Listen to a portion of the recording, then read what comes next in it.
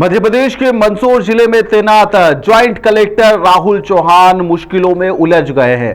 जी हां, उनके खिलाफ इंदौर के महिला पुलिस थाने के अंदर दहेज प्रताड़ना का न सिर्फ केस दर्ज हुआ है, इसके साथ ही कई गंभीर आरोप भी उनके ऊपर लगे हैं। उनकी पत्नी निर्मला चौहान के द्वारा उनके ऊपर जबरन गर्भपात, मानसिक प्रताड़ना और मारपीट सहित कई गंभीर धाराओं के चलते इंदौर में एफआईआर दर्ज करवा दी गई है। हालांकि राहुल चौहानों ने अपने ऊपर लगे सभी आरोपों को निराधार और बेबुनियाद भी बताया है। जानकारी के अनुसार निर्मला चौहान ने बताया है कि उनकी शादी 16 दिसंबर 2018 को राहुल चौहान के साथ में हुई थी। दोनों परिवार की सहमति से यह शादी हुई थी। आरोप यह है कि शादी के अगले ही दिन यहां पर राहुल चौहान ने कह दिया था कि दहेज कम मिला है, जिसके बाद में उसे प्रताड़ित करना शुरू कर दिया था। निर्मला ने यह सब कुछ सहन करा। निर्मला के मुताबिक साल 2019 में राहुल ने यूपीएससी की तैयारी के लिए उन्हें अपने साथ में वह दिल्ली लेकर चले गए थे कि दिल्ली में रहकर पढ़ाई की जाएगी, आप भी साथ चलिए, जहां पर उनके साथ में लगातार मारपीट की गई। इसके बाद में 31 जुलाई 2019 को यहां पर राहुल उन्हें मायके में छोड़कर चले गए थे। तलाक देने की भी धमकी दी गई।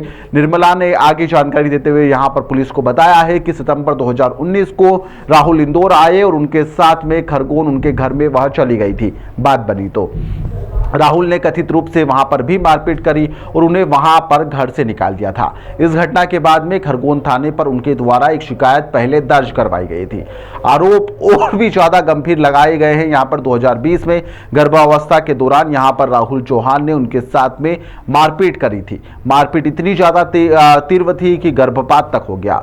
मुंबई और इंदौर में इलाज तक करवाना पड़ा था। इसी दौरान उन्हें पता चला कि राहुल धार में किसी अन्य महिला के साथ में संपर्क में है और उसी के साथ में रह भी रहे हैं। 2022 में पारिवारिक बैठक हुई। बैठक जो थी वह बेनतीजा भी साबित हुई। निर्मला और राहुल के रिश्ते को सुधारने के लिए 17 जुलाई 2022 को परिवार के सभी लोग एक साथ बैठे, लेकिन नतीजा सिफर ही साबित रहा।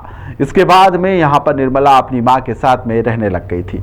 उनके अधिवक्ता प्रवीण कचोले के अनुसार इस पूरे मामले में कानूनी कार्रवाई करवाने में काफी संघर्ष का भी सामना करना पड़ा, क्योंकि वह मंदसौर के ज्वाइंट कलेक्टर भी है। मामले में राहुल चौहान का पक्ष भी सामने आया है। उन्होंने बताया है कि जो उनकी पत्नी है निर्मला, उनकी इंटरकास्ट मैरिज हुई थी और दोनों की पहचान यहां पर सोशल मीडिया प्लेटफॉर्म के माध्यम से हुई थी। शुरुआत में सब कुछ ठीक चल रहा था और उनका यह भी दावा है कि जो उनकी पत्नी है, पत्नी की ओर से मानसिक उत्पीड़न लगातार किया जा रहा था, जिसका वह सामना भी कर रहे थे।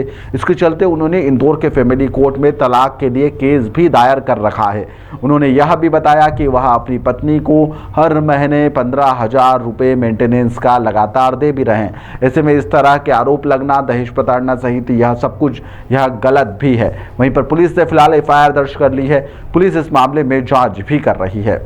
इंदौर में रहने वाली फरियादिया के द्वारा कल इसमें महिला थाने में एक रिपोर्ट कराई गई। उसके द्वारा ये बताया गया कि उसके पति से शादी 2018 में हुई थी और उसके बाद 2019 से ही इसको दहेज के लिए मानसिक और शारीरिक रूप से प्रताड़ित किया जाने लगा और इस पर से दहेज प्रताड़ना की विभिन्न धाराओं में राहुल चौहान जो उनके पति है उसके खिलाफ केस रजिस्टर्ड कर लिया गया है।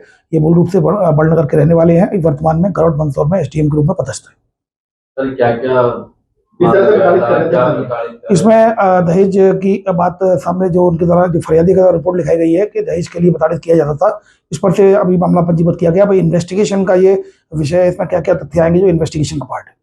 सामान्य घरों के साथ साथ अब बड़े घरों में भी इस तरह के मामले जो है लगातार सामने आ रहे हैं। पहले थाने फिर कोर्ट तक इस तरह के घटनाक्रम पहुंच रहे, जो चिंता का विषय भी है। मंदसौर के कलेक्टर ने अपना पक्ष रख लिया। उनकी पत्नी अपने आरोप जो है वह उनके ऊपर लगा रही है। फिलहाल पुलिस इन आरोपों की भी जांच कर रही है कि आरोपों में कितनी सत्यता है।